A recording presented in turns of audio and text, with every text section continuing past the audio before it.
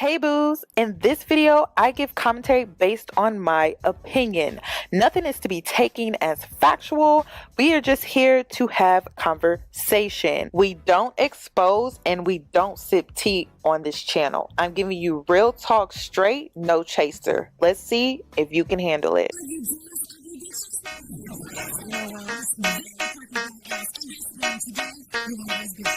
Cause I'm a boss. I haven't done anything for you to be proud of. Of course you have. You are marrying a man who can support you.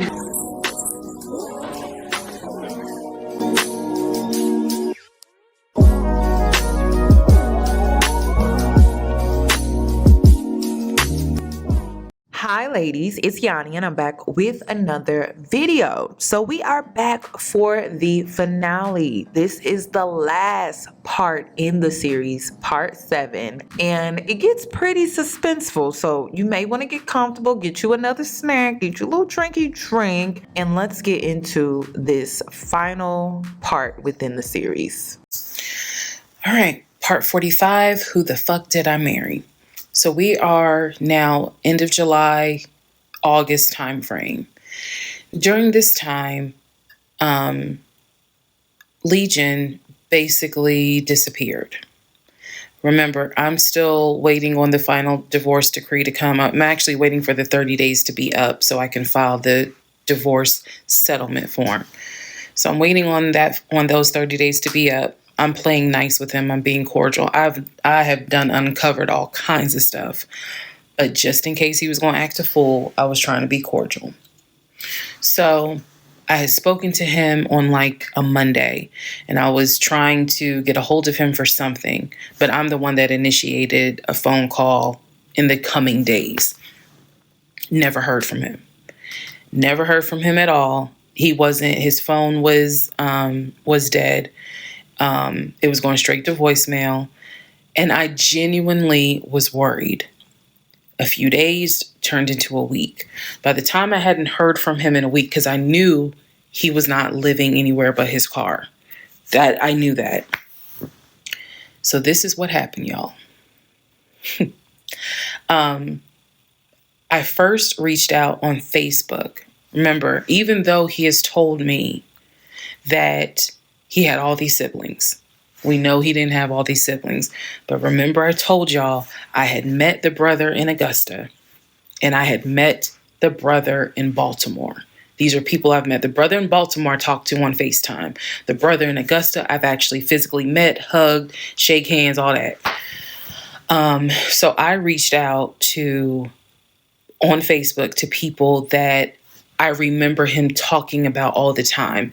The friend Omar, the brother in Augusta, the brother in Baltimore, another cousin in Augusta.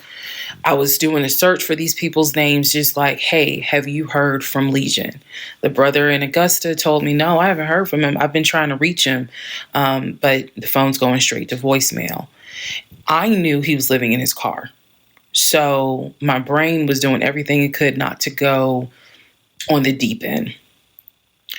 I reached out on Facebook to the brother in Baltimore and I said, hey, gave him my name. And I said, have you heard from Legion? Now, mind you, the brother in Baltimore and him have talked on speakerphone. I guess it's important that I make that distinction. They have talked on speakerphone. So I know that they have talked at least in 2020. So I said to him, again, according to Legion, they talk all the time, but I have heard them on the phone in 2020. So I said, have you talked to him? The brother from Baltimore informs me, no, I ain't talked to him. He owes me money. So I ain't got nothing to say to him. And I said, wait a second, he was telling me that y'all are brothers. He was like, man, he's like a brother, but I don't fuck with it. I don't fuck with him because he owes me money. So they had not spoken. This is now July 2021. They had not spoken in well over 6 months. So all the phone calls, this is what it means, guys. All the phone calls that he had with the brother in Baltimore in 2021 were not real. Then I reached out to the Omar guy. And I remember the story is that he and him known each other's years since California, worked together at the condiment company. I reached out to Omar and said, have you heard from Legion by any chance? Explained who I was. He responds with, and I'll never forget it, he responds with, no, I have not heard from him. I have absolutely no contact with him whatsoever. We are not friends, and I would appreciate if you do not reach out to me again about him. The stories I was told was that this dude is supposedly his best friend.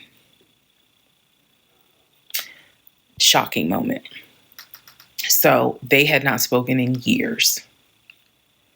They're not cool. He does not fool with him. Okay. Went on to the next person, a female cousin I had met. She said, no, I have not heard from him. Why would I hear from him? We don't really talk. Like, I think she was genuinely weirded out by the fact that I'm reaching out to her out of the blue, asking, hey, by any chance, have you talked to my soon-to-be ex-husband? So what I discovered because he ended up being gone for 2 weeks. What I discovered in those 2 weeks, let me be very clear with the statement I'm getting ready to make. I reached out to every person I know who apparently has had some form of relationship with him. Either he said that they were friends, they talked on the phone, he said they hung out. The brother in Baltimore, I was told, had been to the house while I was at work. Brother in Baltimore said, no, that never happened. I've never been to your house. All these people knew that Legion was a liar. And I think that they all felt bad, with the exception of the Omar guy, felt bad that I was kind of just discovering what they've known for years. In those 2 weeks, I found out every single person I reached out to, not a single one of them gave a shit if that man was dead or alive. All of them had the attitude, some even said it, no, I haven't heard from him. I don't care to hear from him. It was as if for me, it was such a sad moment because I discovered this man has no friends. Fuck whatever he has said. I am now able to prove it. He has no friends. There is nobody who is concerned that they have not heard or seen him in over 2 weeks. Some people months. One guy years. None of them were concerned. So basically what I'm saying is that I discovered he had burned bridges with everyone. Burned bridges with family, burned bridges with so-called friends, burned bridges with fake brothers, fake sisters, fake aunties, uncles, everything. He had burned bridges with everyone. And for me, that was more telling than anything else. Yes, I knew he was a liar. Yes, I knew he had made stuff up. I was genuinely surprised to discover nobody gave a shit about this man. No one. I had never met every single family member, but the fact that he was living in his car, the fact that he wasn't bathing and was just had disappeared was shocking to me. So, where was he for those 2 weeks? Glad you asked. He had checked himself into a behavioral hospital in Augusta. Why? Not to get help. No. This is July in Georgia. It's hot as hell. It's sweaty. It's damp. It's humid. It's everything. He checked himself into a hospital so he could stop sleeping in his car for 2 weeks. When he checked himself in, they took his phone, and that's why no one was able to get a hold of him. And by no one, I mean me. He checked himself into a hospital so that he could have a bed for a couple of weeks. That's the type of human being that I was dealing with. Part 46, who the fuck did I marry? So after the whole missing in action debacle where he disappeared for a couple of weeks, Legion started calling and texting me, telling me that he was ready to come home. Yes, you heard that correct. So apparently someone had told him that legally he did not have to leave the house when I kicked him out because it was a marital home and he had just as much right to be there as I did. So he started harassing and calling the shit out of me. He was calling, 30 times in 1 hour. He was Facebook Messenger calling me. Let me be clear. Facebook Messenger calling me. He was calling me so much. He was messaging me saying, I'm coming home. I'm going to get some money and drive up from Augusta. You have to let me in the house. It's not fair what you're doing. All this other bullshit. It was nonstop. He would start calling at 7 o'clock in the morning. He would not stop calling until 10 o'clock at night. He was calling so much, leaving messages, like I said, just straight up harassing me. So I reached out to attorney friends. I reached out to local law enforcement. Local law enforcement informed me, well, technically he's right because he is still legally your husband. Our divorce had not been finalized at this point. The paperwork had been sent in. I was just waiting on the judge to give me her signature, but it hadn't happened yet. So the local law enforcement did tell me if he comes back, our officers would have to let him in the house. You don't have to stay there. They gave me different options. I was trying everything in the book because he is saying, I'm coming back to the house. I told him, do not come. You were not welcome. I'm not letting you in the house. Again, the locks had been changed. The code had been changed. So I told him, if you come to this house, step foot on this property, I'm calling the police and getting you arrested for trespassing. You should know about that. He was adamant. He was adamant that he was allowed back in the home. He didn't know the conversations I had with local law enforcement, but somebody was in his ear telling him, nah, you can go home because she's not allowed to kick you out. Okay. So I didn't know when he was scheduled to come because he was trying to get the money for the gas to get back to Clayton County. I tried everything I could. Basically, what my options were simple. Let him in the home, and I can stay in the home, put him in a room, just have no dealings with him. But again, I don't want to be under the same roof with him. This is what the local police told me. I could have an officer go room to room and let his body cam film the room to see the condition of the house. And if Legion showed up, I would leave the house. I can go to a family member's home and stay there. This is literally in August, right before my lease is up. So I was already moving. I had already secured another home, did exactly what I said I was going to do, moving to Cobb County.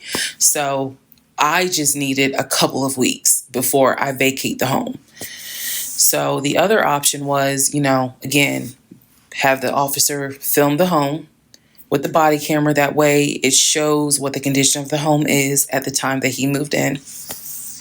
So if anything gets messed up, I can sue him. What am I going to sue him for? But nevertheless, or the third option is I can stay there with him, make life miserable. So my plan was the option of have them film the home. I was not staying in the same house with him. I didn't care. Also, there was no guarantee, and I told the officer this, look, if y'all allow him to stay in this house, I am telling you by tomorrow morning, every utility in this house will be off. He will have no running water. He will have no air condition. This place will feel like a sauna. The officer kind of chuckled and was like, again, ma'am, I mean, this is one of those domestic situations. He is allowed in the home. Okay. So again, I had no idea when he was coming. I was on pins and needles every day. I'm seeing the phone ring, like I said, about 30 times every hour. I'm seeing the messages. I'm seeing this. I had reached out to a police captain. I had reached out to the chief of police. I was trying to get all kinds of help. Like, it ain't what you know, it's who you know. So he eventually tells me I'm going to be there on Wednesday. This is just an example. I'm going to be there on Wednesday. I had been calling a police captain who was really gracious, really kind, and was trying to help me because I was like, bro, I just need 2 weeks and I'm out of this house. And we already knew he legally could not go to the new house. I was trying to see if I could move in early to the new place. The landlord was like, I really can't let you. So I felt like I was running out of options. He's saying he's coming. He's saying he's coming. He's adamant he's coming. I guess somebody felt sorry and gave him some gas money so he could drive from Augusta up to Clayton County. So the day before all this goes down, the police captain called me and he informs me that they ran his name through GCIC, which is a database that law enforcement agencies use. Turns out he has a warrant for his arrest. So the police captain says this changes everything. If he shows up to the house, don't do anything, call us. I will have officers to your home and they will simply arrest him. So I know that this is a short part, but I'm going to dedicate the next part to what happened when he showed up to my house. Part 47, who the fuck did I marry? So here's what happened. This was mid-August. Went to work as usual. It actually happened on a Friday. I had to look at the dates. It happened on a Friday. Went to work. Still, he was calling me, texting me, messaging me that he was on his way. And so I was a bit on pins and needles all day. I was dreading going home, and that is a horrible feeling to dread to go home. So he had called me and said that he was at the house in the driveway. I guess he had to use the restroom, so he decided to go to the Walmart up the street to go use the bathroom. I wasn't answering phone calls. I wasn't answering text messages.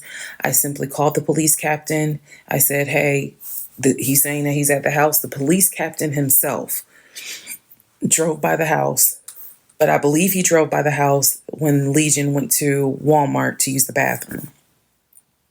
So the police captain was like, I don't see anyone there. But again, when you get home, if he is there, do not engage, call us. Okay, no problem, because I got you on speed dial. So I go home. I'm on the phone with both my mother and my aunt on a 3-way call. They're both like, oh my God, you know, what do we need to do? I drive into my subdivision. What he did not know was that he had backed into the driveway up against the garage. Normally, I park my car in the garage. But what he didn't know was that at the time, I was driving a fleet car. So I wasn't even in my normal car. And I know that he was waiting to see my car, the Nissan Altima that he helped get, pull in to the subdivision and then pull in towards my townhome. That didn't happen. Because I'm in a different car, he didn't recognize it. So when I turned onto my street, as sure as it is hot in Georgia in the summer, that man was sitting in the driveway in his Ford Taurus. Okay? So I live at the time, not far from a cul-de-sac. So when you go straight down, you just turn around the cul-de-sac to come back up. So that's exactly what I did. I went to the corner, turned off so that I can see the house, but he would not have been able to see me. I went ahead and called 911. I was very calm, told them exactly what the captain had told me to say. I was like, my name is, the address is, I need police here because my ex-husband is here. He is not supposed to be here. And I feel as though I am in danger. She said, okay. She, again, regular phone call. She said, we're dispatching police to your home. As soon as I hang up, I then call the police captain. He immediately answers the phone. He says, we just got the call. I'm sending 4 officers your way. Okay, good. Get off the phone. Call my mom and my aunt back because they were both like, call us back. Call them back on 3-way. I continue to sit there until I see 4 officers, 4 cars pull in and stop just in front of my house. So then I ease up. He gets out the car, I guess, trying to see what's going on. I explain to the officer that walks to my window. I say, this is what's going on. So I was trying to sound extra law enforcement smart. I was like, check him through GCIC. You're going to find that he has a warrant out for his arrest for a violation of probation. And the officer kind of smirked because she was like, we know, we already checked GCIC. The captain called us. So I was like, okay. So anyway, they tell me to sit in the car. They go up to the window of the car and get him, ask him to step out of the car. He does. When he stepped out the car, I was like, oh my God.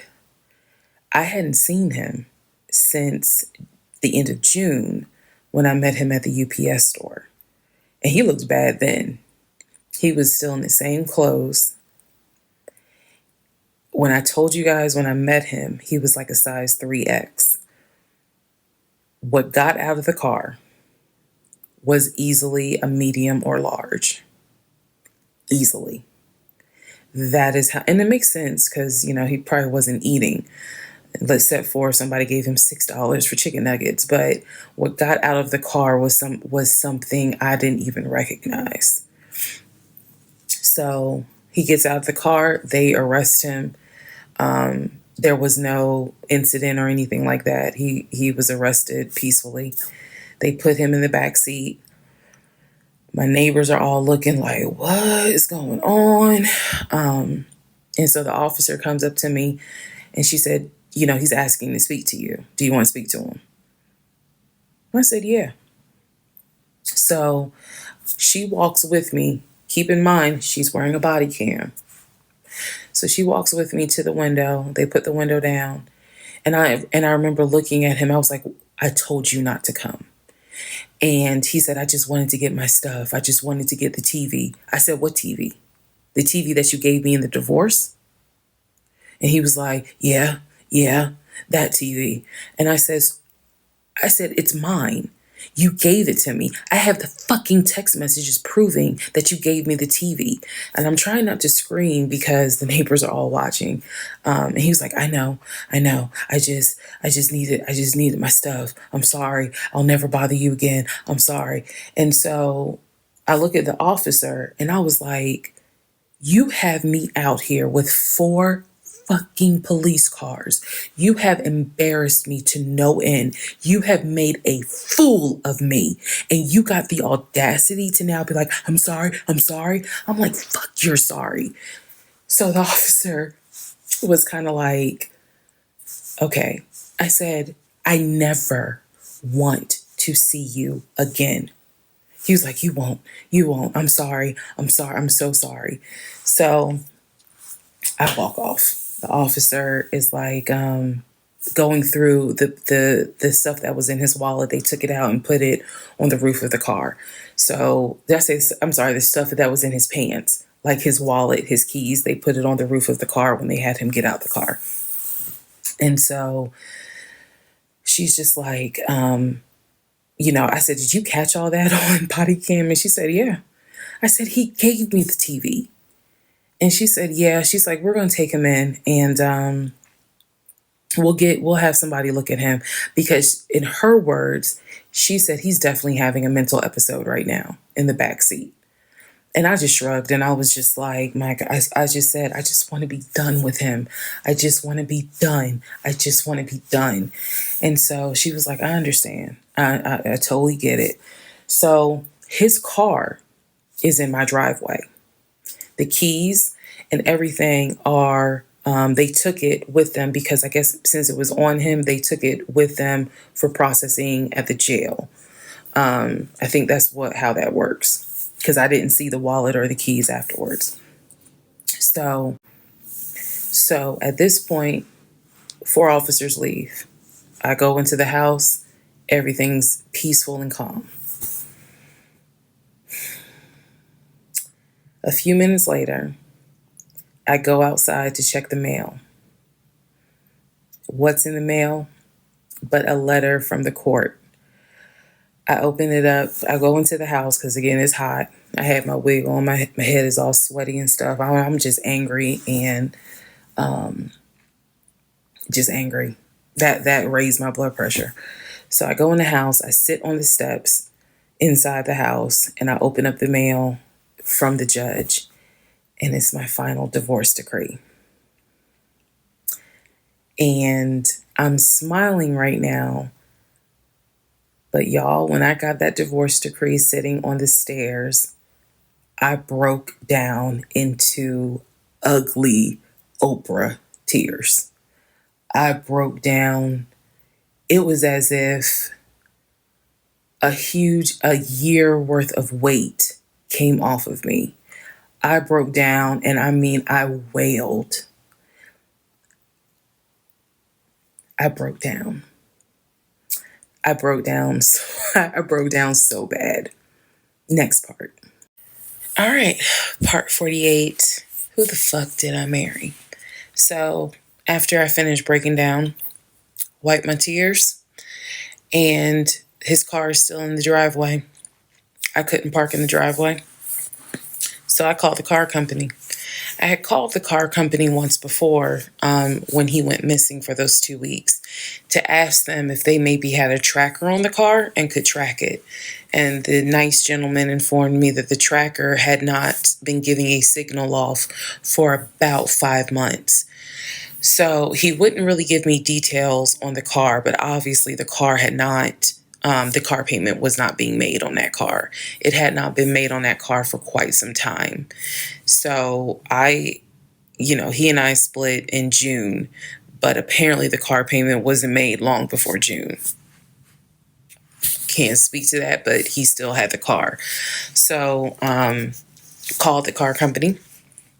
I told them, I understand that y'all are looking for this Ford Taurus. And the lady said, yes, or you can make a payment. I said, no, y'all can come get it. Here's the address. When do y'all want to get it? And she said, well, I can have a driver come get it tomorrow morning. I said, no problem. That car will be ready for you to get it tomorrow morning. And so the car was repossessed out of my driveway the next morning, Saturday. The driver was there about 7 o'clock in the morning. He had the master key for the car, cranked it up, drove it, put it on the tow truck, and left. Here's what that now means. When Legion left my house in June, he left with 2 bags of clothes. Everything else was in my house.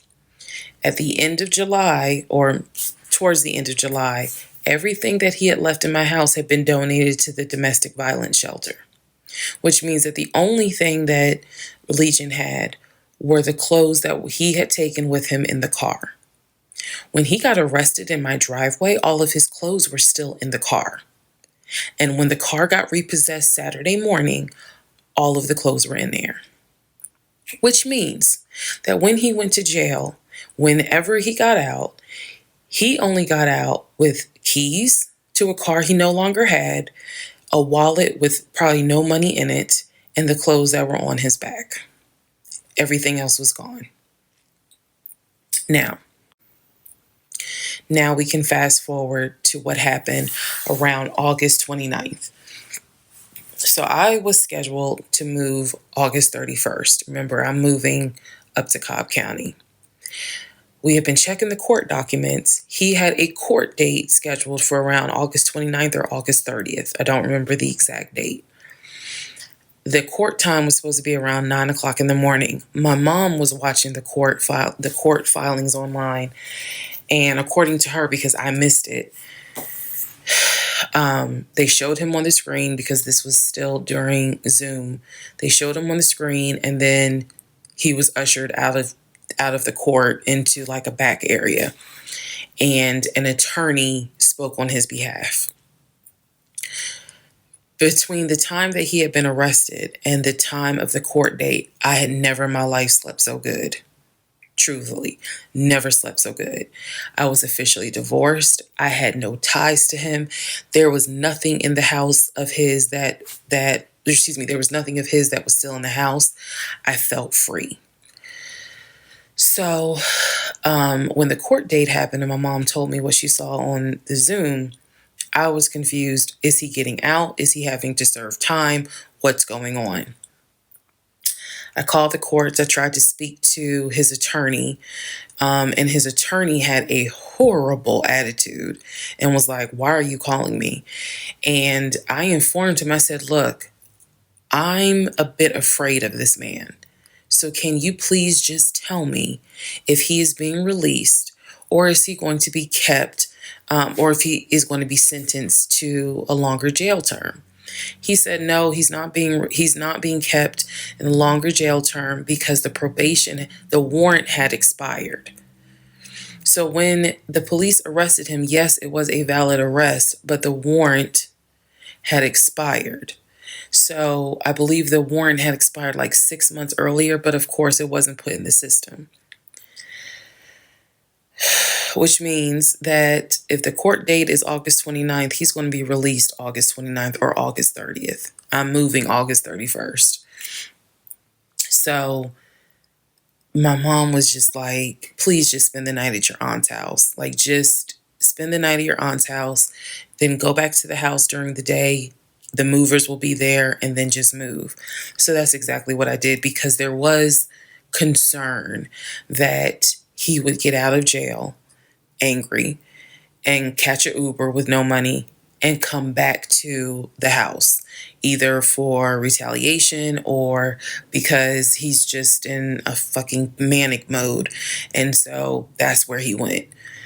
I really didn't want to take any chances. It's just that simple. I did not want to take any chances. I knew that at that point, legally, the law's on my side. Y'all are divorced. You have no reason to be at this home. I knew that that's what the police would say. But I wasn't 100% sure, because truthfully speaking, I did not know this man. We can make all the jokes we want. I did not know this man. I thought I knew him, but you never really know a pathological liar. So, needless to say, he got released August 30th. I went to my aunt's house for the night. August 31st, I went back to the house. The movers were there. They packed me up, and we got out of there so quick. I think they packed me up in about 2 hours. I honestly told them, there is extra money in this if you guys can get me packed up, meaning loaded up onto the truck, because everything was packed. But I explained to them, this is a domestic situation. I need you guys to move quickly. When I moved out of that house on August 31st, anything that Legion touched, I got rid of. I sold the furniture. I sold dining room tables. I donated plates, glasses. When I tell you, I moved out and I started over. I completely purged my life. Completely started over. I mean, I was not willing to take a single item into my new home that reminded me of him. From the dishes in the kitchen to the towels in the linen closet. When I tell you Amazon and Ross were my best friends, I mean they were my best friends, because I could not fathom moving into a new home, a new space, with anything that reminded me of him. I sold the bed, got a new bed. If he had bought me clothes, I got rid of them. If he bought me shoes and purses, okay, I kind of kept the heels. But everything else I got rid of. So I completely purged my life. completely. Started over from the bottom in terms of just the move. I could not take any piece of him with me. Could not. Part 49, who the fuck did I marry? So after the whole, I moved and I started over, basically, completely started over. So there was a period of time where different people had reached out to me, people who knew him. Apparently, he was still trying to find a couch to sleep on. And so one guy in particular had reached out to me because I guess Legion had asked him if he could come and stay with him and his family because he was homeless and had nowhere to go. And so he had lied and told the guy, because again, he's a liar. So he had lied and told the guy that, I had kicked him out. We're divorced. I had taken all his money. And so that's why he's homeless. So the gentleman simply was reaching out to me on Facebook to confirm what is actually true. And he and I talked, because he ended up calling me. He and I talked for a while. Very respectful, really nice guy. Very compassionate. And so I told him, I was like, I said, we are divorced. So I have nothing to do with him. I said, I wouldn't bring him in my house with my family if I were you. But that's just me. And so the guy was like, lady, he didn't say lady, but he was like, lady, you dodged a bullet. He was like, I know you may not see it now, my sister, but you dodged a bullet. You dodged a bullet big time. And so, just in talking to him, he was very encouraging. Like, it sounds like you got a good head on your shoulders. It sounds like you a good woman. And no, he was not flirting at all. He was like, it sounds like you a good woman. And I really hope this does not mess you up. Like, don't let him mess you up. Don't let him diminish your shine kind of thing. And I appreciate that. I did. Because at that time, again, had moved into my new place. 2021 was the worst year I ever had. I'm not saying that so that 2024 can be like, hold my beer. But 2021 was a dark year. Started out married, end of the year divorced, end of the year with COVID and divorce. And that period of time, that August, September time, I felt like I was just walking around like a numb woman.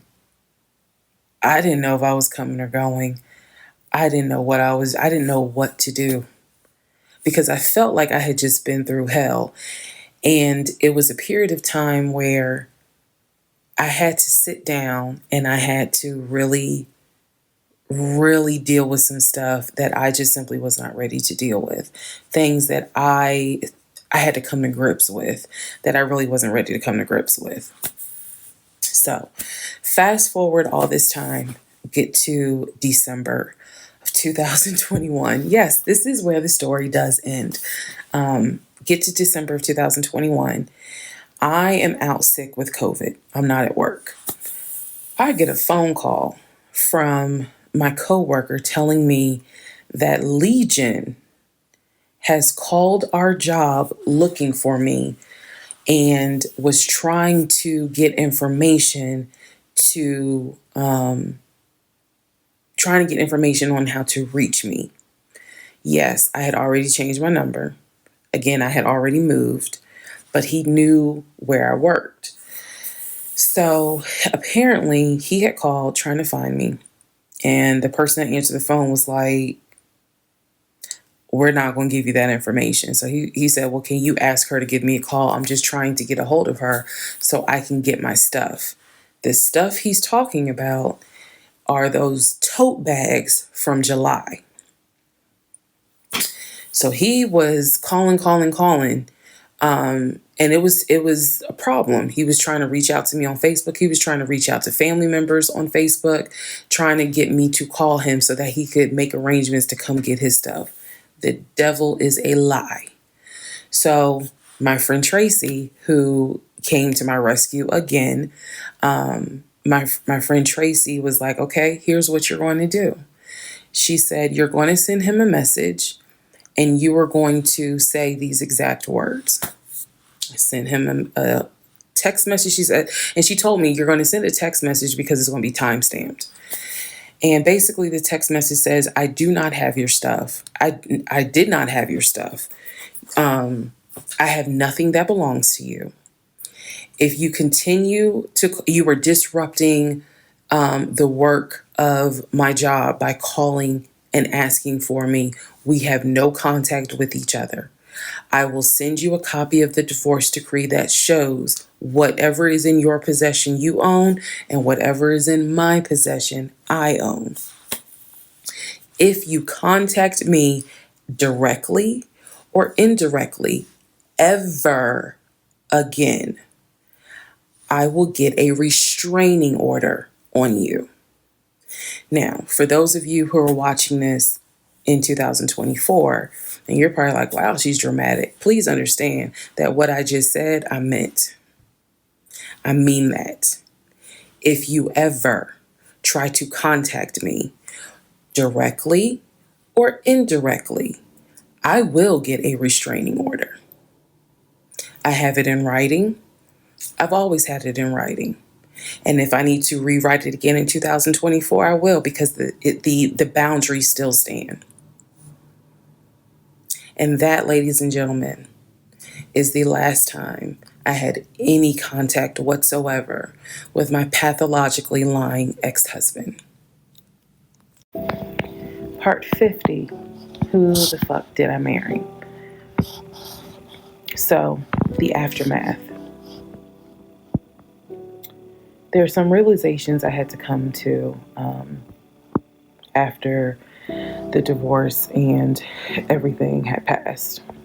One, Legion never loved me.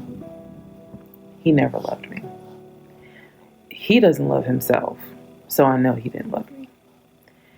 Number two, he didn't even like me.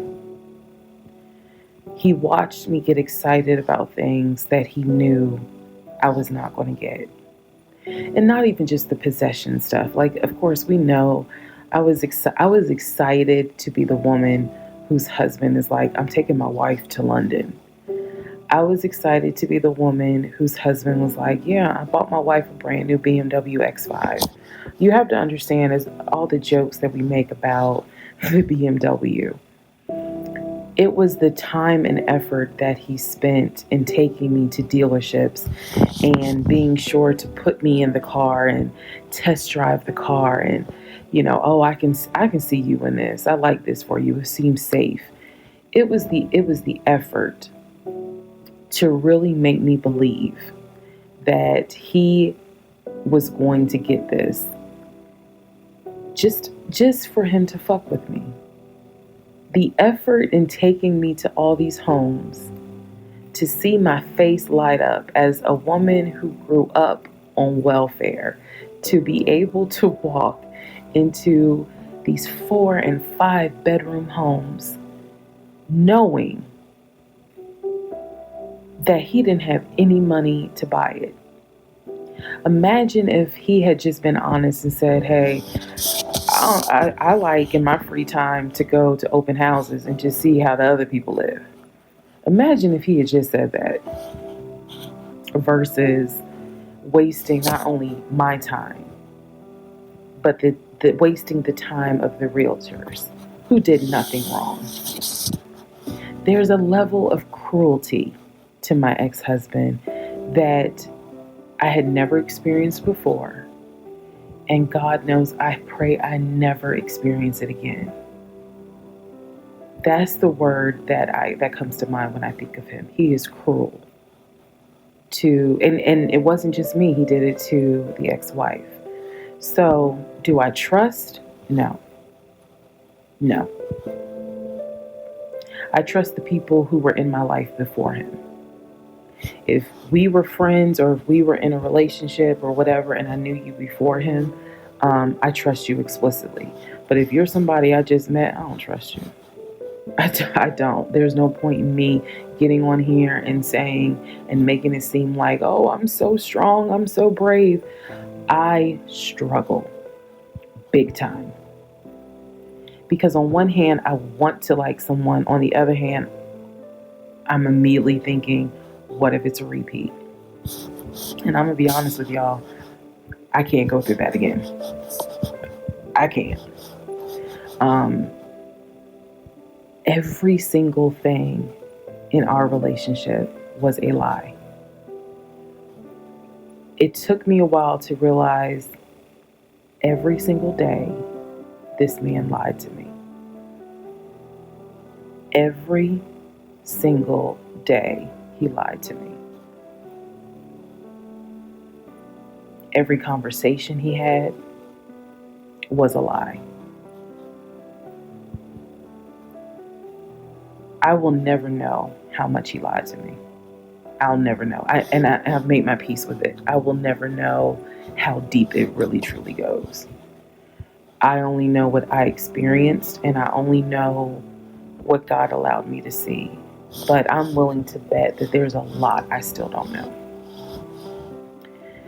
When people say, oh, you dodged a bullet, like you just, and I've read a lot of the comments on this, and people have sent me a lot of the comments.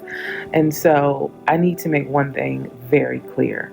I am fully aware I dodged a bullet. I am so grateful to my God that I did not have that man's child. I'm sorry if that offends some of you, but it's the truth.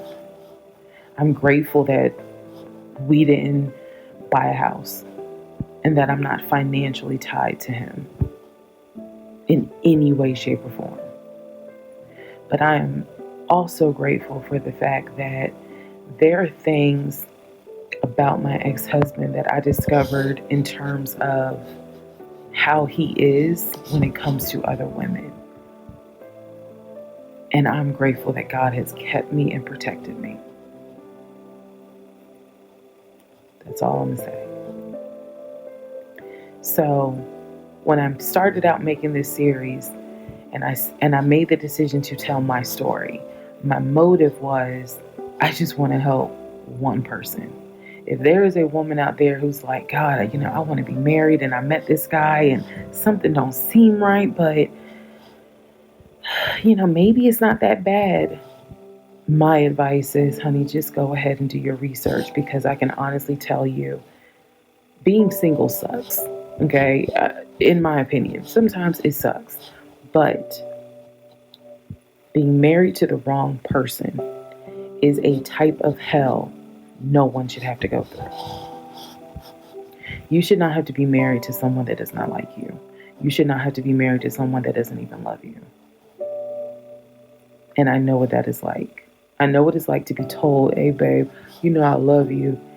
And yet, I swear, I think that man sat back in the recliner with his WWE Championship Roman Reigns belt and laughed his ass off at me every day. Like, damn, she really believed it. Ha, ha, ha, ha, ha. I do. I really do think that. My radar was broken because I am an intelligent woman, and I know that I know better. And I still sometimes ask myself, how the fuck did you let this happen? How did you let this be your story?